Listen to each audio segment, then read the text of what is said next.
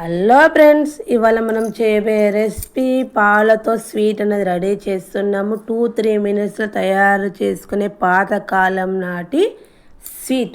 దీనికి కావాల్సింది ఒక బౌల్ తీసుకొని ఒక హాఫ్ కప్పు కార్న్ఫ్లోర్ తీసుకోవాలి. దీనిలో 2 స్పూన్స్ చక్కెర వేసుకోవాలి. ఒకసారి చక్కెరను కార్న్ఫ్లోర్ కలుపుకోవాలి. తర్వాత ఒక హాఫ్ కప్పు కార్న్ఫ్లోర్కు కప్పున్నర పాలు పోసుకోవాలి. పాలు పోసుకొని ఉండలు లేకుండా చిక్కగా కలుపుకోవాలి.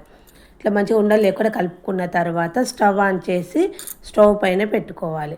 మొత్తం ఏం ఉండలు లేకుండా కలుపుకున్న తర్వాత స్టవ్ ఆన్ చేసి స్టవ్ పైన మనము కలుపుకున్న పాలను పెట్టుకొని సిమ్లో పెట్టుకుంటూ దగ్గరకు వచ్చే వరకు కలుపుతూ ఉండాలి. ఇది హై ఫ్లేమ్లో పెడితే ఇట్లా మనకు గట్టిగా ఉండలు లెక్క కడుతుంది కాబట్టి ఇట్లా సిమ్లో పెట్టుకొని కలుపుతూ ఉండాలి. కలుపుతూ ఒక 2-3 మినిట్స్లు వాకలే మంచి దగ్గరకు వస్తుంది. హై ఫ్లేమ్లో పెడితే ఇట్లా ఉండల్లాగా కడితే మనకు స్వీట్ అనేది పర్ఫెక్ట్గా ఉండదు. కాబట్టి సిమ్లో పెట్టుకొని కలుపుతూ ఉండాలి. కలుపుతూ ఉన్నా కొద్దీ మనకి ఇట్లా దగ్గరకు వస్తుంది. ఇట్లా దగ్గరికి వచ్చే వరకు కలుపుతూ ఉండాలి. ఇట్లా దగ్గరికి వచ్చిన తర్వాత ఒక 2 స్పూన్స్ నెయ్యి అనేది వేసుకోవాలి. మంచిగా ఇట్లా ప్రెస్ చేసి కలుపుకోవాలి. తర్వాత ఒక 2 స్పూన్స్ మంచిగా నెయ్యి వేసుకొని మంచిగా బాగా ప్యాన్కి విడిపోయే వరకు మంచిగా కలుపుతూ ఉండాలి. ఎంత మంచిగా కలిపితే మనకు స్వీట్ అనేది అంత టేస్ట్ వస్తుంది.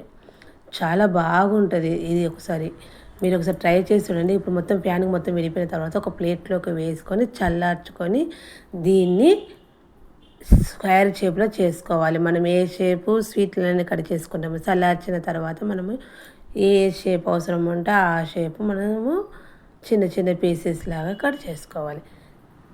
మనకు స్వీట్ అనేది రెడీ అయిపోయింది. దీనిపైన కొంచెం కోకో పౌడర్ వేసుకొని తింటే అబ్బా టేస్ట్ మాత్రం చాలా సూపర్ ఉంటుంది. మెత్తగా ఎంత ఇట్లా బాగుంటుంది. టేస్ట్ మాత్రం చాలా బాగుంటుంది. కోకో పౌడర్ వేయకుండా తినొచ్చు. ఎంతో టేస్టీ గల సింపుల్ రెసిపీ పాలతో స్వీట్ అనేది మనము రెడీ చేసాము. ఓకేనా? Bye friends.